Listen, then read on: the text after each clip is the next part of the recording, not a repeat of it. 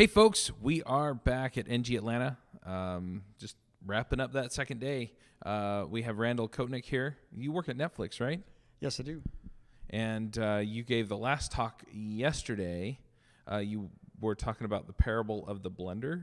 Did I get that right? Yeah. It's the introduction story, and it's about how one of my coworkers, and this is actually how the story actually happened. People like, Oh, wow. really? Yeah, they're like, did you make that up? I'm like, no. The story happened, and I was like, I need to use this. It's too perfect. About how it took 3 different engineers in the kitchen trying to make a milkshake, and the blender didn't work, and we could not figure it out, and the lid was misaligned. And then we saw a sign on the wall telling us that if the lid's misaligned, then the blender won't work and how to align it properly. And it was just like this moment where all of us were like, oh, of course. And it's like, there's a nice picture on the wall with arrows and a paragraph and everything. And of course, engineers didn't read the documentation. So that's the story of the blender, and how like we managed to get ourselves so tangled up in this thing when the answer was right there in front of our noses. That's awesome. So what's the moral of the story, I guess? The moral of the story is it doesn't matter how much effort you put into the manual, into the documentation, into all the things around your product if it's a bad product. Gotcha. So it's like sometimes I feel like I walk into a kitchen and then there's no refrigerator, and I'm like, where's the refrigerator? And the engineers who designed it are like, oh yeah, it's down the hall and up the flight of stairs and a bunch of levers and things like that to open the refrigerator. I'm like, yep. And they're like, don't worry, we wrote all that down for you. It's like, that's not helpful.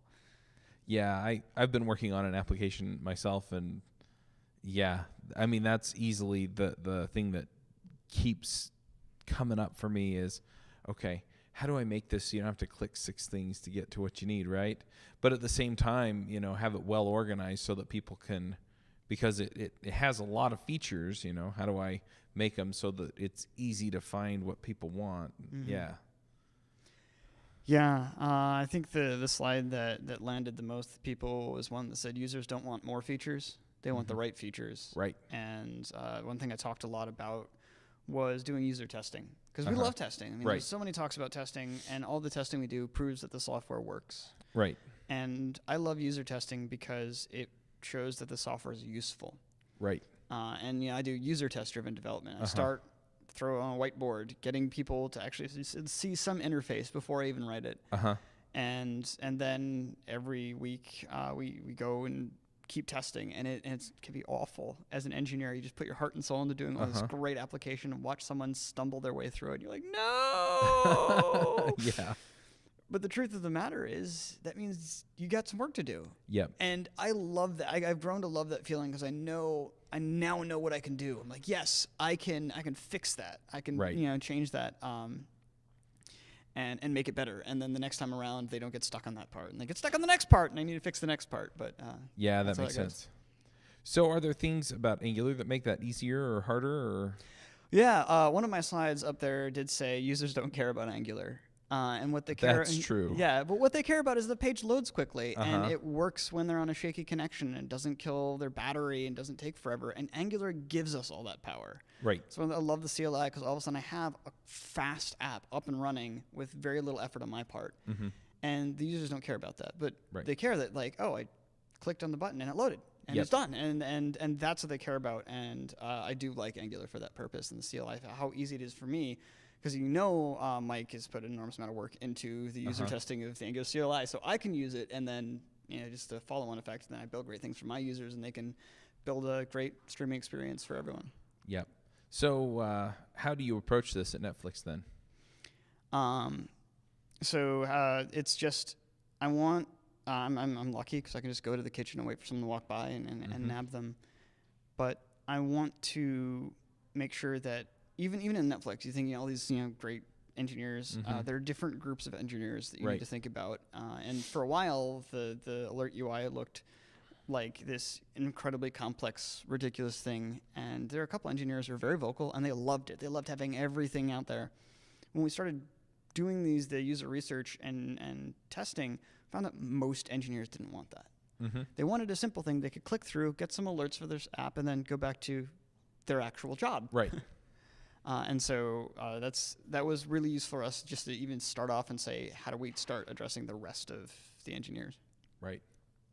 That makes sense. So what part of Netflix or the Netflix infrastructure do you work on? Yeah, so I am on the alerting team. So I build the tools that all of the other engineers use to set up alerts for when things go wrong, and hopefully catch them before you notice. We're not always successful, but we are more successful than last year. So every year we try to do better. Yep. Well, and I guess that gives you the benefit of working with your users on a day-to-day basis. Absolutely. And I before Netflix, I worked at a whole series of failed startups. Right.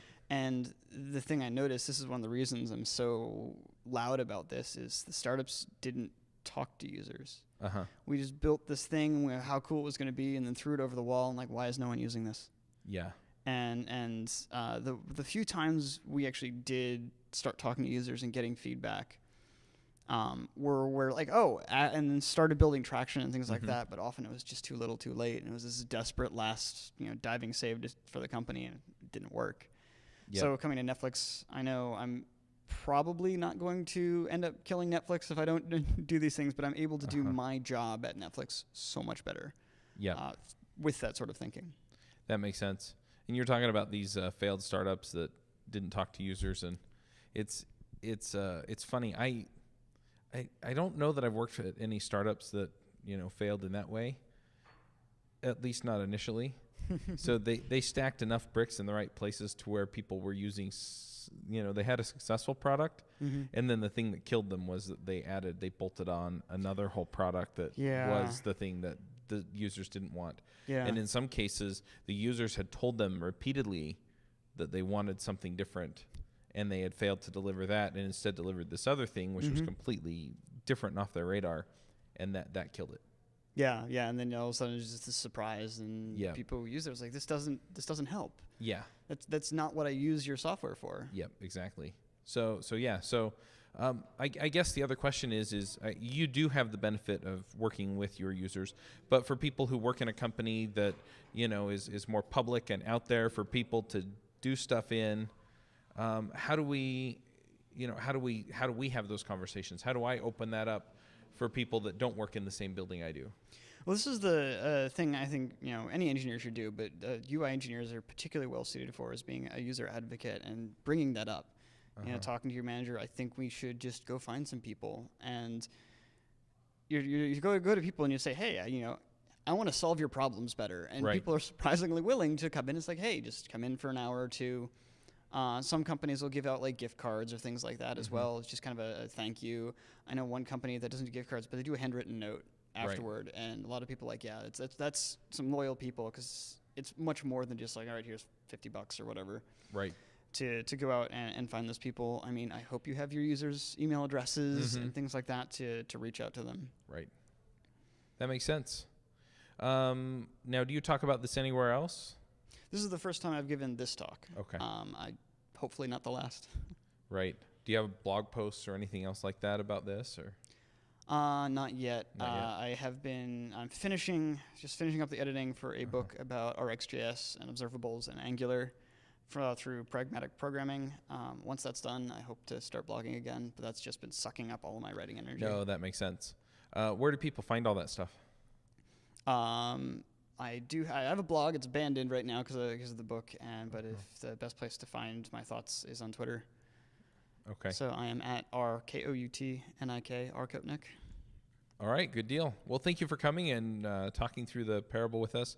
Now, your talk, I'm assuming, goes into a little more detail than we did. Absolutely. And so, folks, go check out the talks. I'm pretty sure they're posting them for NG Atlanta. So. All right. Well, thank you, Randall. Thank you.